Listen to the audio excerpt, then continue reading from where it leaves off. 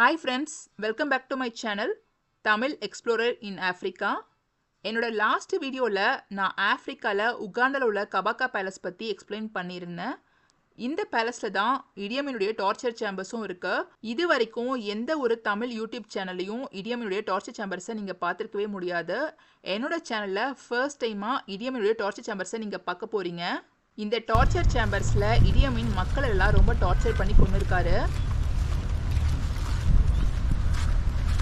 இடியமின் அவர் வாழ்ந்த காலத்தில் ஒரு அதிகாரியாக மட்டும் இல்லாமல் ஒரு சர்வாதிகாரியாக தான் இருந்திருக்காருன்னு சொல்லணும். ஏன்னா அவரோட ஆட்சிக்கு கீழே வாழ்ந்த மக்கள் ஏதாவது தப்பு பண்ணியிருந்தா அவருக்கு எதிராக இருந்தாங்க வச்சுக்கோங்களேன், இந்த டார்ச்சர் சேம்பர் தான் வச்சு கொண்டு இருக்காரு. கொன்ன மக்கள் எல்லாம் இன்னசென்ட் கிடையாதுங்க. கொன்ன மக்கள் எல்லாமே ஒரு பெரிய பெரிய பதவியில் இருக்கவங்க, எப்படி சொல்கிறது, priest, religious leaders, judges, intellectuals.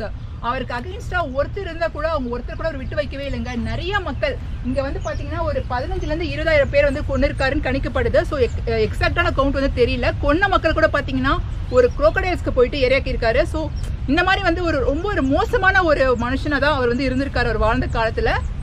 So இங்கே போட்டுக்கோங்க.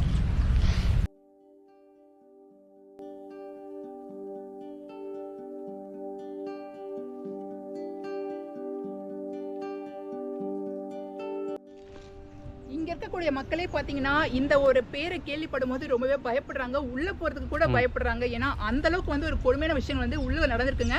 இதை பத்தி கேட்கும்போது மனசுக்கு ரொம்ப கஷ்டமா இருக்கு. ஒருத்தங்களால வந்து இந்த மாதிரிலாம் ஒரு மனுஷங்களை கொல்ல முடியுமா அப்படின்னு தாங்க தோணுது எனக்கு. ஸோ இப்போ வாங்க உள்ள போய் பார்க்கலாம். நம்ம ரோடு வித் நோ ரிட்டர்ன் சொல்லலாம். ஏன்னா இங்க உள்ள போற மக்கள் வந்துட்டு வெளியே யாருமே வந்ததே கிடையாது. இங்க இருந்து அவங்களை எடுத்துட்டு போயிட்டு பாடி எங்கேயா பரியல் பண்ணிடுறாங்க. ஸோ நிறைய விஷயங்கள் இங்க நடந்திருக்குங்க. ஸோ இங்கே வந்து பார்த்தீங்கன்னா இந்த சுவர்கள் கூட பார்த்தீங்கன்னா ரெனோவேட் பண்ணாமல் அப்படியே அந்த அப்போ உள்ள அந்த சுவர் தான் வந்து இன்னுமே இங்கே வச்சுருக்காங்க. தெரியும் ரெனோவேட் ரைட்.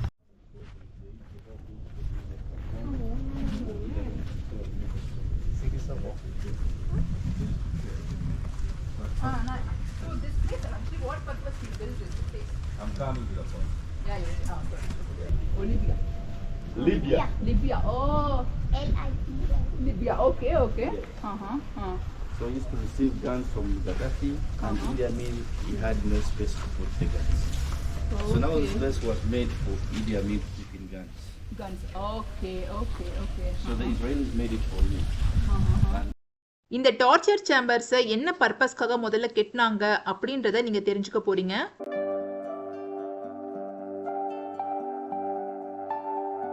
இடியமின் உகாண்டாவோட பிரசிடென்ட் ஆகிறதுக்கு முன்னாடி உகாண்டன் ஆர்மில ஒரு மிலிட்டரி பர்சனா தான் இருந்திருக்காரு.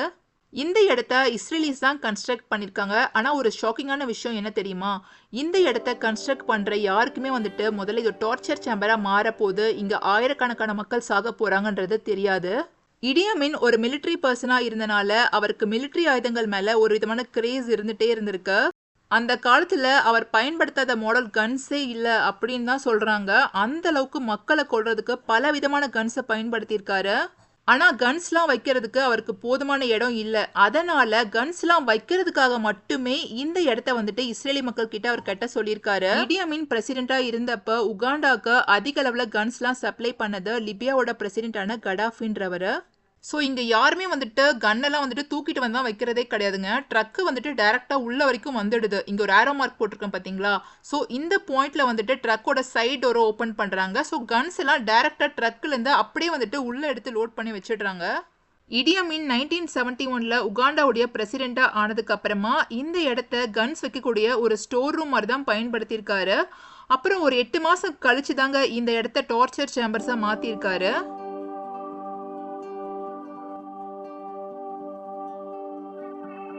இப்ப அடுத்ததா இடியமினுடைய டார்ச்சர்ல எப்படி வந்து மக்கள் எல்லாம் இந்த இடத்துல இறந்து போனாங்க அப்படின்றத பத்தி பார்க்கலாங்க. இப்போ நீங்க பாக்குறது தான் இடியமினுடைய டார்ச்சர் சேம்பர்ஸ்ங்க. மொத்தமா பாருங்க, இங்க ஒரு 5 சேம்பர்ஸ் இருக்கு. இடியமினுக்கு அகைன்ஸ்டா யார் இருக்காங்கன்னு அவர் தெரிஞ்சுக்கிறாரோ அவங்கள வந்து இங்க கூட்டிட்டு வந்து அடைச்சு வச்சிடுறாங்க. இடியமினுக்கு கீழே எக்கச்சக்கமான ஸ்பை இருந்திருக்காங்க.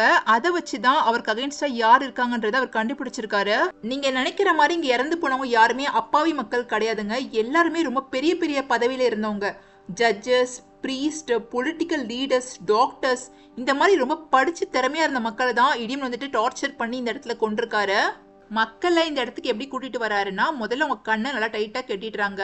அதுக்கப்புறமா ஒரு ட்ரக்ல அவங்கள ஏத்திட்டு 3 மணி நேரம் கம்பால ஃபுல்லா சுத்தி ரவுண்ட் அடிச்சுட்டு, அதுக்கப்புறமா அதே ட்ரக் மூலமா தான் இந்த இடத்துக்கு மக்களை கூட்டிட்டு வராங்க. கண்ணையும் கட்டிட்டு கூட்டிட்டு வராங்கன்னா அவங்கள கன்ஃபியூஸ் பண்றதுக்கு. ஏன்னா உகாண்டால உள்ள மக்கள் யாருக்குமே டார்ச்சர் சேம்பர்னு ஒரு இடம் இருக்குன்றதே தெரியாதுங்க. ட்ரக்ல கொண்டு வர மக்களை இந்த ரூம்ல போட்டு அடைச்சு வச்சிடுறாங்க. இந்த ரூம்குள்ள வென்டிலேஷனே கிடையாதுங்க. அதே மாதிரி இங்க ஒரு கேட் வேற இருந்திருக்கு. அந்த கேட்டையும் க்ளோஸ் பண்ணிடுறாங்க. ஒரு ரூம்குள்ள ஒரு 100 பேர் கிட்ட போட்டு அடைச்சு வச்சிருக்காங்க. சுவாசிக்கிறதுக்கான காற்று, சாப்பாடு, தண்ணி இப்படி எதுவுமே இல்லாம மக்கள் பட்னி கடந்து இங்க இறந்து போயிருக்காங்க. நான் ஏற்கனவே சொன்ன மாதிரி இவர் கொன்னவங்க யாருமே நார்மலான மக்கள் கிடையாதுங்க. எல்லாருமே மோஸ்ட் டேலண்டட் எஜுகேட்டடான மக்கள் தான் இவர் வந்து கொண்டிருக்காரு. இவர் நல்லா படிச்சு திறமையான மக்களை கொன்னதுக்கு முக்கிய காரணம் என்னன்னு பாத்தீங்கன்னா, அவங்க வந்து தன்னை பத்தி மக்கள் கிட்ட சொல்லி தன்னோட ஆட்சியை கலைச்சிருவாங்களோ, தன்னோட ஆட்சி வந்து பறி போயிருமோ அப்படின்ற ஒரே காரணத்தினாலதான் இவர் படிச்ச மக்கள் எல்லாம் கொண்டிருக்காரு. இப்ப அடுத்ததா ஒரு மார்க் கீழே தெரியுது பாருங்க இந்த செவுத்துல. ஸோ இந்த லெவல் வரைக்கும் தண்ணி ஃபுல்லாக ஃபில் பண்ணிடுறாங்க. அதுக்கப்புறம் தண்ணிக்குள்ளே எலக்ட்ரிக் ஷாக் வந்து பாஸ் பண்ண வச்சிடுறாங்க. ஸோ சில பேர் வந்துட்டு ரூம்குள்ளே வந்து தண்ணி வேணும்னு சொல்லிட்டு கீழே இறங்கி வருவாங்கல்ல, அப்போ தண்ணியில் வந்துட்டு கரண்ட் இருக்கனால கரண்ட் ஷாக் அடிச்சும் இறந்து போயிடுறாங்க. இங்கே யாராவது இறந்து போயிட்டாங்கன்னா அவங்க பாடி எடுக்கிறதுக்கு அடுத்த நாள் ட்ரக் தான் வருமா. ட்ரக்கு வந்து அவங்க பாடியை எடுத்துகிட்டு போயிட்டு நைல் நதி அப்படி இல்லைனா லேக் விக்டோரியா இருக்குது பார்த்தீங்களா, அங்கே போய் அவங்க பாடியை வீசிடுவாங்களாம். அங்கே இருக்கக்கூடிய முதலைகள் பெரிய பெரிய மீன்கள் வந்துட்டு உடம்ப சாப்பிடும் அப்படின்னு சொல்றாங்க. கேட்கறதுக்கே ரொம்ப கொடுமையா இருக்குல்ல. எப்படிங்க ஒரு மனுஷனால இப்படிலாம் பண்ண முடிஞ்சது? மக்களுக்கு இடியமின் பண்ண கொடுமைகளை பத்தி நீங்க என்ன நினைக்கிறீங்கன்றத மறக்காம கமெண்ட்ஸ் எனக்கு ஷேர் பண்ணுங்க. ஸோ இந்த எலக்ட்ரிக் கேபிள் பார்த்தீங்களா, தண்ணிக்குள்ள அந்த கேபிள் இருந்த இடம் இதுதாங்க. ஸோ இந்த கேபிள் தான் வந்துட்டு தண்ணிக்குள்ள வந்து கரண்ட் வந்துட்டு பாஸ் பண்ணியிருக்காங்க.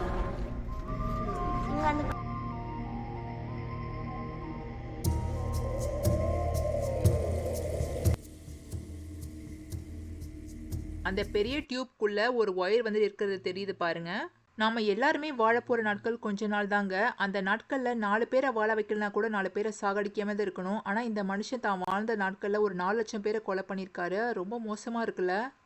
சுவர்களில் கூட சில பேர் பார்த்தீங்கன்னா யுவர் பேட் அப்படின்ற மாதிரி எழுதியிருந்தாங்க. இப்போ அடுத்ததா ஒவ்வொரு சேம்பரையும் உள்ளே பார்க்கலாம் வாங்குங்க. நாங்கள் ஆக்சுவலாக மேலே ஏறி போய் பார்க்கல. ஏன்னா சேம்பருக்குள்ளே பார்த்தீங்கன்னா பயங்கரமான ஒரு நாத்தவங்க பேட் ஸ்மெல் அடிச்சுது. ஸோ அதனால் நாங்கள் வந்து ஜஸ்ட்டு கீழே இருந்தே லைட் அடிச்சு தான் பார்த்துட்டு இருந்தோம். இந்த இடத்துல எத்தனை ஆயிரம் மக்கள் வந்துட்டு ஒரு நரக வேதனையை அனுபவிச்சு இறந்து போயிருப்பாங்க அப்படின்றத நினைக்கும் போது ரொம்பவே மனசுக்கு வந்துட்டு வேதனையா இருந்தது. இந்த நேரத்துல நான் இன்னொரு விஷயம் சொல்ல ஆசைப்படுறேன். அது என்னன்னா, இந்த உலகத்துல இன்னொருத்தரோட உயிர் எடுக்கிறதுக்கு யாருக்குமே உரிமை கிடையாதுங்க. இன்ஃபேக்ட் சில பேர் சூசைட் கூட பண்ணிக்கிறாங்க. ஸோ நம்ம உயிர் எடுக்கிறதுக்கு கூட நமக்கு உரிமை கிடையாது.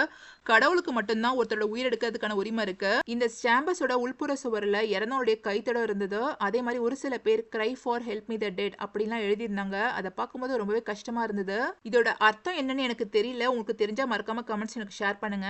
இடியமின் ஆட்சி செய்த காலத்துல இந்த டார்ச்சர் சேம்பர்ஸை பத்தி இடியமின் அதே மாதிரி அவருக்கு கீழே வந்த பெரிய மிலிட்டரி ஆபீசர்ஸ்க்கு ஒரு சில பேருக்கு மட்டும் தாங்க தெரிஞ்சிருக்கு. உகாண்டால உள்ள வேற எந்த மக்களுக்குமே இதை பத்தி தெரியாது.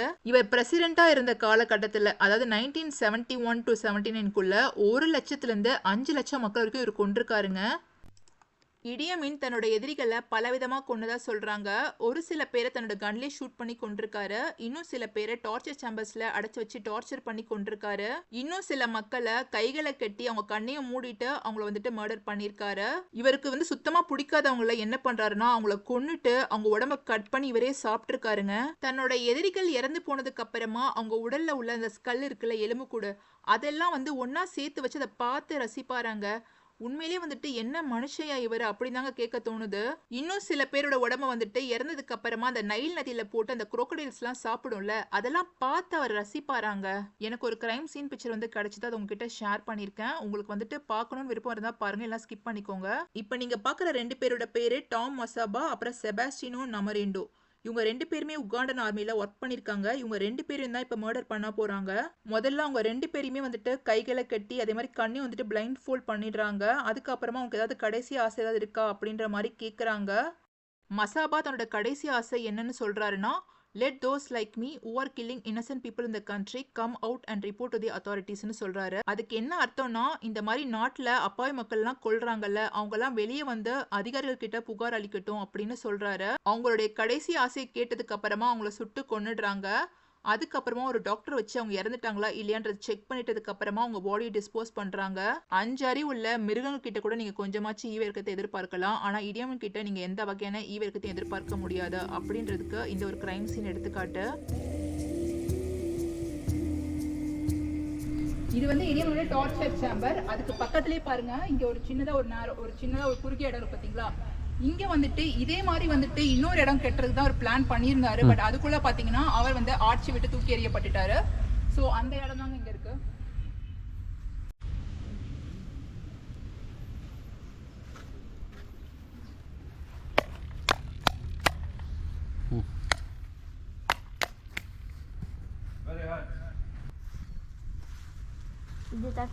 Camila, so far what have you seen so far in the Paris? What can you say about that place? No, when I saw about this place, I really felt very bad, and was what to say. Really, I was felt very scared. How come someone can torture people like that? Because I don't like killing even a small ant also. So I felt really very bad. How come a person can be like just that cruel to kill those people like that, torturing them? I really, I don't know what to say. I don't know how to express, but I feel totally very bad. Can we do it in the camera? So small. இடியமீனுடைய torture சேம்பர்ஸை பார்த்துட்டு வந்ததுக்கு அப்புறமா மனசு வந்து கொஞ்சம் கனமாயிடுச்சு அப்படின்னு தாங்க சொல்லணும். ஏன்னா கொஞ்சம் அந்த இடத்த வந்துட்டு கிராஸ் பண்ணும்போது அந்த வழிகள் வந்துட்டு நமக்கு உண்மையிலே வந்துட்டு எந்த அளவுக்கு வந்து மக்கள் அங்கே கஷ்டப்பட்டிருப்பாங்க அப்படின்றத உணர முடிஞ்சுது. இடியமீனை த பச்சர் ஆஃப் உகாண்டா அப்படின்னு தான் சொல்கிறாங்க. ஸோ வந்து இந்த உலகத்தில் இனிமேல் இடியமீன் மாதிரி ஒருத்தர் வந்துட்டு பிறக்கவே கூடாது அப்படின்னு எல்லாருமே வந்து கடவுள் வந்து வேண்டிக்கலாம். I know I guided you. Actually, that time we came, right? After that, we came today only. Okay. But you're Happy to fine? see you. Happy to see you again. Yeah, me too. Thank Okay, you. everything is good? Yeah. Thank you Okay. so much. Nice to see you again. Thank Yeah, you. thank you so much. Okay. Yeah. You were there in Kaspi Tombs. Yeah. அவர் கசுபி டோம்ஸ்ல எங்க கைடா வந்திருந்தாரு. அவரை மறுபடியும் நான் இங்க பார்த்தேன். இங்க ஃபிக்ட்ரின்னு ஒரு மரம் இருக்கு. அந்த மரத்தோட பட்டையில இருந்து அந்த கிளாத் செய்றாங்க. அந்த கிளாத்ல வந்துட்டு அழகா பெயிண்டிங்லாம் பண்ணியிருக்காங்க.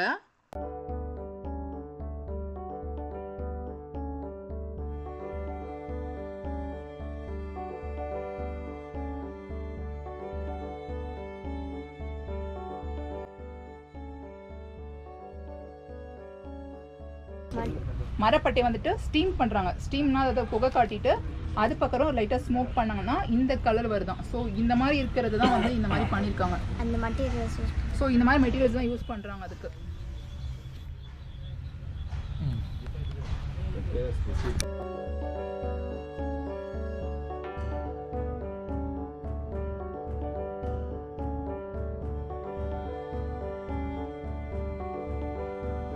And also he was exiled when he tried to fight against British rule, colonization. When he was exiled in the Seychelles Island, his son took over the powers, Daudi Chwa, the age of 1 year and 1 month. So he introduced many things to Buganda that I remember told you about. And his son took over power, Kabaka Mutesa II.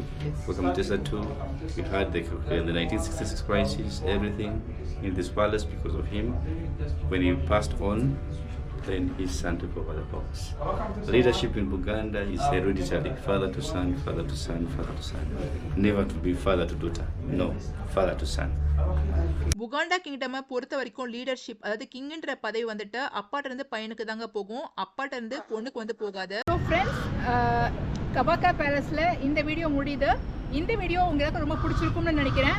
So நீங்கள் வந்து இந்த பேலஸை பார்க்கும்போது சரி, உங்களுக்கு வந்து நம்ம ஊரில் உள்ள செஞ்சிக்கோட்டை இருக்குது, நம்ம ஊரில் நிறைய பேலஸ் இருக்குது. உங்களால் எந்த பேலஸோட ரிலேட் பண்ண முடியுன்றதை மறக்காமல் கமெண்ட்ஸ் எனக்கு ஷேர் பண்ணுங்கள். அதே மாதிரி இடியமனுடைய டார்ச்சர் சேம்பரை பற்றின உங்கள் கமெண்ட்ஸையும் மறக்காம என்கிட்ட ஷேர் பண்ணுங்கள், ஓகேங்களா? ஸோ உங்களுக்கு வந்து எந்த மாதிரியான ஃபீலிங் வந்து இருந்தது அப்படின்றத எனக்கு வந்துட்டு கண்டிப்பாக ஷேர் பண்ணுங்கள். ஸோ இந்த வீடியோ பிடிச்சிருந்தா மறக்காமல் லைக் பண்ணி ஷேர் பண்ணி சப்ஸ்கிரைப் பண்ணிக்கோங்க. தேங்க்ஸ் ஃபார் வாட்சிங் அண்ட் பாய். ஸோ இங்கே பாருங்கள், இந்த பேலஸ் சுற்றி நிறைய பேர் வந்துட்டு ஜாலியாக ஃபன் பண்ணி விளையாடிட்டு இருக்காங்க. ஸோ அதையும் உங்களுக்கு காட்டுறேன் பாருங்கள். ஸோ இந்த பேலஸ் வந்து பார்த்தீங்கன்னா இப்போதைக்கு வந்துட்டு ஒரு பார்க் மாதிரி தான் இருக்குது. ஸோ எல்லோரும் ஜாலியாக விளையாடிட்டு இருக்காங்க. ஸோ கார் கூட பார்த்தீங்கன்னா இங்கே தான் பார்க் பண்ணியிருக்கோம் நாங்கள்.